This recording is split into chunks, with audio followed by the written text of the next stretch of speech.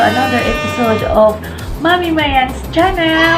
And yes, kasama niyo na naman ako ngayong gabi. So, akala niyo siguro naubusan na ako ng recipe, no? No, not me. Half na half pa ako. Ako pa ba? Pinay ata to. Iba pag Pinay. At napaka-exciting ng gabi na to dahil ang lulutuin ko po ay isda. Magluluto ako ng paksiw. Pinasocial na paksiw. Joke lang po. Actually, steamed fish ang ating lulutuin. Pero kasi, nung tinikman ko kasi lasang paksiw eh. And by the way mga besh, sa mga hindi pa po nakapag-subscribe ng aking munting channel, pag-subscribe naman po at pakipindot na rin ang ating notification bell para ma-notify kayo kung may mga bago akong upload na videos. So ano, excited na ba kayong makita ang aking pinasosyal na paksiw? O di, tara, let's go! Tawagin na ako sa aming munting cooking.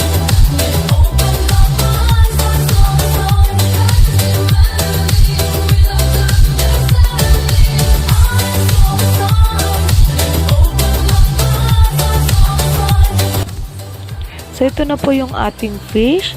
And then, ang ating lemon, ginger, onions, tomato, and potato. So, first, syempre, kailangan natin hugasan ng ating isda. Ayan. So, yan po yung salmon at yung isang klaseng isda po. Hindi ko po kilala kung ano yan.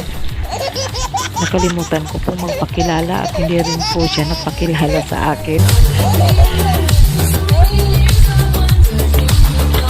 Okay, pagtapos na po natin hugasan, ihanda natin ang ating greasing. So, prepare 5 spoon of olive oil.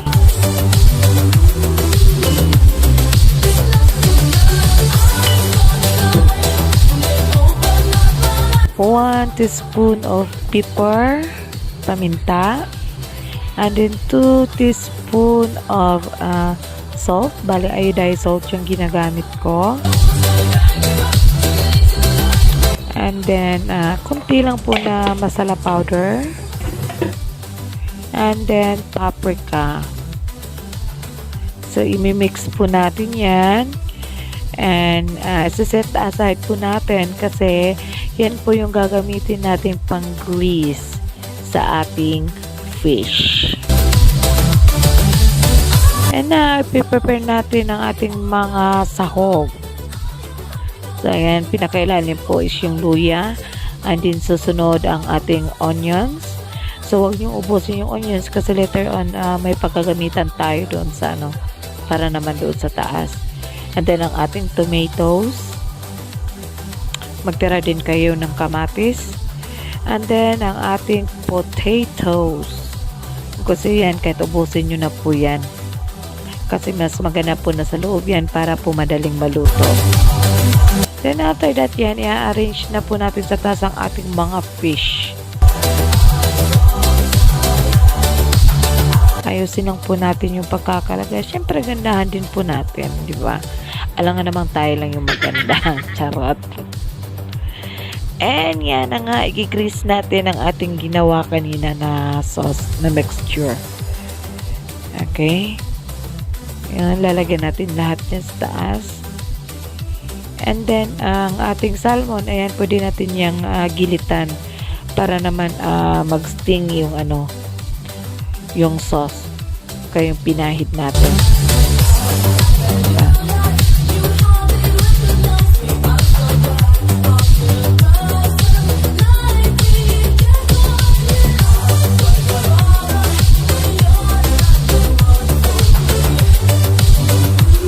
So, ubusin po natin ang ating ginawang sauce. And then after that, ilagay na po natin sa taas ang ating lemon. Okay, at ang natira nating tomatoes at saka onions, ilalagay din po natin dyan sa taas. Arrange lang po natin. Syempre, gandahan natin. And after that, lalagyan natin siya ng parsley sa taas. Okay, para may gaganda yung kulay niya lalo. Okay, diba? So, budbud lang po natin yan sa taas. And then after that, tatakpan po natin siya ng foil. Kasi po, lulutuin po natin siya sa loob ng oven. Okay, so kailangan hindi po yan sisingaw. So, sarado lang po natin na mabuti. And then, nalalagay po natin siya sa loob ng oven. I-cook po natin siya ng 30 to 40 minutes. Okay, so, don't forget to check time to time. A few moments later. Okay, so ginawa ko siyang 40 minutes. Okay.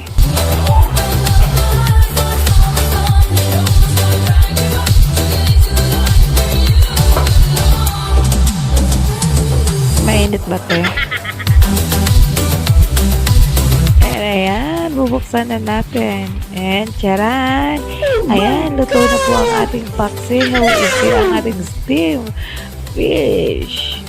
O, diba? Napakasarap po. Ganda. Ang bango po. Promise. Ayan, maglalagay na po tayo sa plate. Okay, so balihin natin ko po yung salmon kasi kukunti lang po yung salmon at 4 po kaming kakain. Ayan na po mga besh. So, di ba?